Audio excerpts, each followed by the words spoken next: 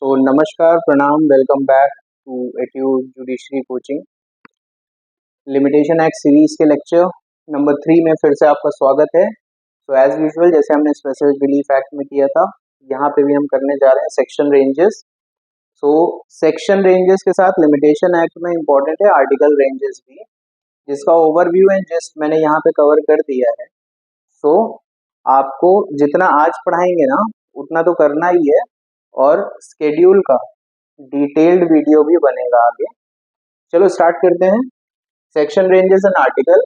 तो जैसा स्टार्टिंग में ही मैंने बताया था कि लिमिटेशन एक्ट 1963 5 पार्ट्स में डिवाइडेड है, जिनके सेक्शन रेंजेस इस प्रकार हैं और इनके टाइटल हैं।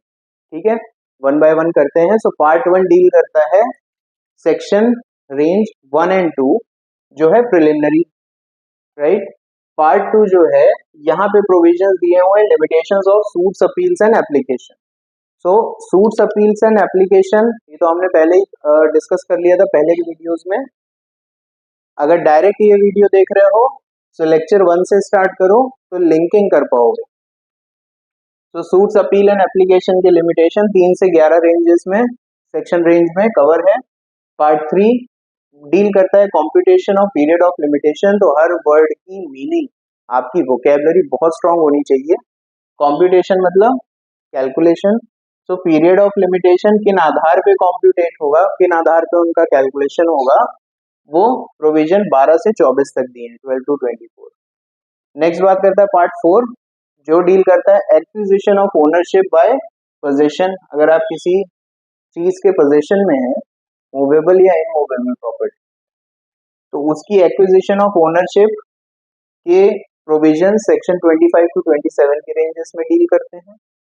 फिर से रिपीट कर रहा हूँ, वोकेबलरी बहुत स्ट्रांग होनी चाहिए। एक एडवोकेट, एक लॉयर, एक स्टूडेंट, एक teacher, doctors, in fact as a matter of fact सभी की वोकेबलरी काफी अच्छी होनी चाहिए, तभी आप वर्ड के मीनिंग जान पाएंगे।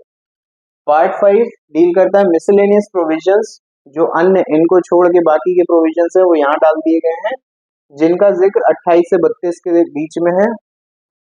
1 से 32 तक सेक्शंस में बहुत सारे सेक्शंस ऐसे हैं जो रिपील्ड हैं, वो आगे आगे जैसे पढ़ाते जाएंगे मैं आपको बताता जाऊंगा, उनको पढ़ने की जरूरत है ही नहीं। रिपील्ड मतलब हट गए। अब आते हैं स्केड्यूल। तो स्केड्यूल जैसा कि मैंने आपको बताया था कि बाइफरकेटेड है। स्केड्यूल में सेक्शंस नहीं है, ठीक है। स्केड्यूल में है आर्टिकल्स। आर्टिकल्स और कहाँ थे? कॉन्स्टिट्यूशन में। जब कॉन्स्टिट्यूशन के लेक्चर्स जब अपलोड होंगे तो वहां पे आर्टिकल वर्ड आपको फिर से सुनने को मिलेगा। लिमिटेशन एक्ट के स्केड्यूल में आर्टिकल्स 1 से लेके 137 तक है। ये एक 3 कॉलमनार टेबल है, 3 कॉलम यहाँ पे बने हुए हैं जो आपको देखना है। अब अपने बेयर एक्ट में देख सकते हो। फिलहाल हमने उसके आर्टिकल रेंजेस कवर किए हैं। तो पीरियड ऑफ लिमिटेशन जो है कॉन्सेप्ट, वो स्केड्यूल में बताया गया है बिटवीन आर्टिकल 1 to 137, जिसका जिक्र सेक्शन 2J और सेक्शन 3 में बराबर। अब फर्दर ये डिवाइडेड है 3 डिविजन्स। 3 डिविजन्स हैं इसमें। पहला डिवीजन है सूट्स, दूसरा डिवीजन है अपील्स और तीसरा डिवीजन है application. Clear? Part first division जो है सूट का, वो भाई 10 पार्ट्स में डिवाइडेड है।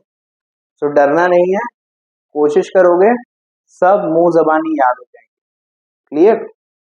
पार्ट 1 इसके साथ पढ़ना, हाँ ये सब में है इसलिए मैंने इसको लिख ही दिया है, जो सब में एप्लीकेबल होगा। Suit relating to accounts part 1 में दिया हुआ है।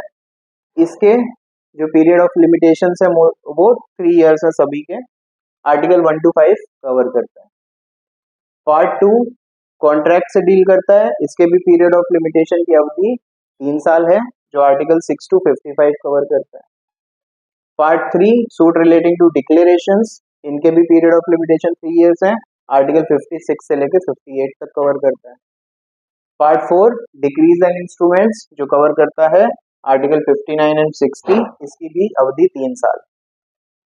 पार्ट 5 इमूवेबल प्रॉपर्टी, ये आर्टिकल 61 से 67 डील करता है।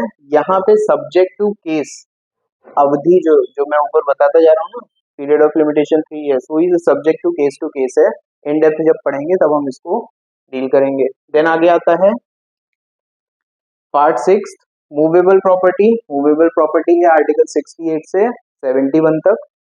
सो इसकी भी अवधि 3 साल दी हुई है सब में। सूट्स अगला पार्ट है 7 सूट्स रिलेटिंग टू टॉर्ट।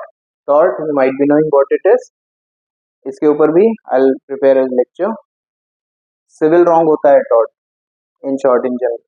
तो इनकी क्लासिफिकेशन जो है 1, 2 या 3 साल में सब्जेक्ट टू केस डिवाइडेड है। इसके प्रोविजन 72 से 91 के बीच दिए हुए हैं। अब अगला जो है वो बात करता है पार्ट 8।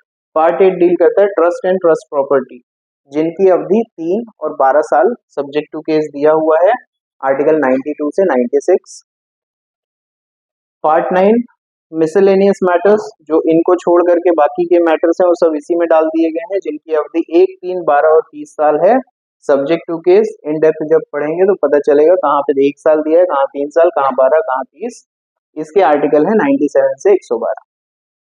पार्ट 10 बात करता है उन प्रोविजंस की जहां पे लिमिटेशन एक्ट में कोई भी प्रिस्क्राइब पीरियड मेंशन नहीं है, तो उसके लिए कहा गया है कि हम बाय डिफॉल्ट 3 इयर्स उसको मानेंगे।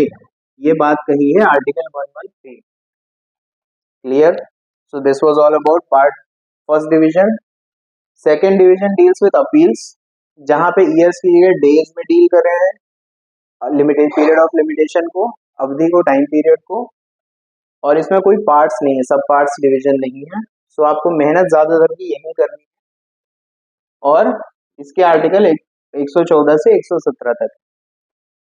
देन बात करते हैं थर्ड डिवीजन। सो सूट्स हो गया, अपील्स हो गया, बचा एप्लीकेशंस। सो वो सारी चीजें थर्ड डिवीजन में डाल दी गई हैं। जो फर्दर सब डिवाइडेड 2 पार्ट्स में है। पार्ट 1 स्पेसिफाइड केसेस, इन्हीं स्पेसिफाइड केसेस की बात करता है जो 118 से 136 तक है।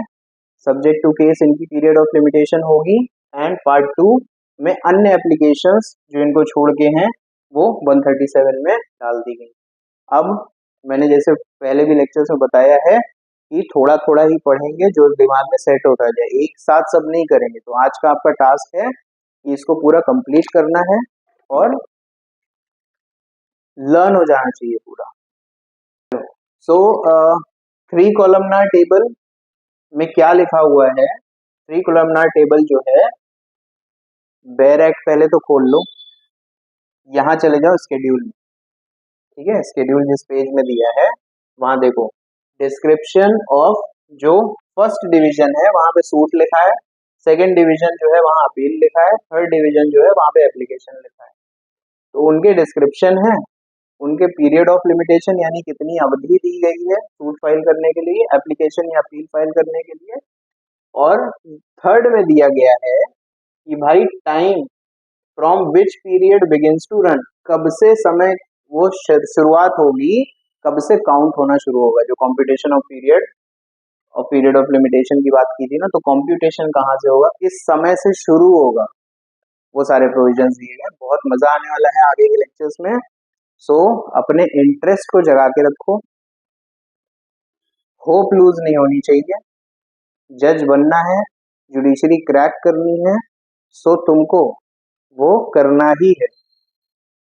एक और बात बताने जा रहा हूं कि अगर मान लो खुदा ना खास्ता 99% तो हम पूरी एफर्ट्स देते ही, 1% भी अगर तुम नहीं क्रैक कर पाए, जुडिशरी जज नहीं बन पाए, तो दुनिया तो नहीं खत्म हो जाएगी, लेकिन इसकी तैयारी तुम्हें जिंदगी के हर मुकाम में काम आएगी। तुम कॉर्पोरेट लॉयर बनो, तुम कंपनी में जाके जॉब करो, या तुम प्रैक्टिस करो, लिटिगेशन में जाओ, कहीं भी as a matter of fact पढ़ाई कभी भी वेस्ट नहीं होती है, ये ध्यान रखना। नॉलेज वेस्ट कभी नहीं जाता है। आपकी मेमोरी शार्प हो रही है, कैसे आपको याद रखना है चीजें, कैसे आपको लर्न रखना है, आपको memorising power, concentration level, sitting hours for studies, ये बढ़ रहे हैं। सो होप मत छोड़ो। मैंने पिछले लेक्चर्स में एक्सप्लेन भी किया था कि अगर भगवान ने बनाना लिखा होगा तुम्हारी किस्मत में, तो तुम्हें उसके साथ मेहनत भी करनी पड़ेगी। So I hope you enjoyed the video. Let's learn all the concepts we had dealt with, and happy studying. Thanks for watching.